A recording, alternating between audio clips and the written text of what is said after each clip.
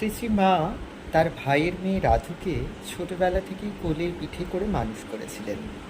কারণ সে বাপ মরা মেয়ে, আর তার বাপ মরে যাওয়ার পর তার মায়ের মস্তিষ্কের খানিকটা বিকৃতি ঘটেছিল। সেই কারণেই খুব স্বাভাবিকভাবেই মা তার সমস্ত দায় দায়িত্ব নিজ কোলে তুলে নিয়েছিলেন।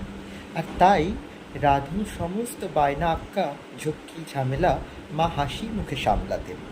এমনটা দেখে মায়ের সমসাময়িক সহসঙ্গিনীদের মধ্যে একজন মাকে একদিন বললেন, মা, তুমি রাধুর জন্য একটু বেশি রকমই বাড়াবাড়ি করো। মা শুনে বললেন, শুদ্ধ মন যখন করে তখন 16 আনাই করে। কি বুঝলেন?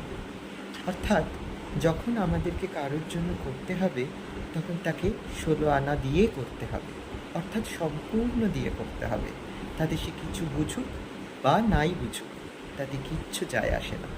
আর ধন্যবাদ দিতে হবে আমাদের সেই পরমেশ্বরকে, যিনি আমাদের সেই করার সামর্থ্যটুকুনি জুগিয়েছেন।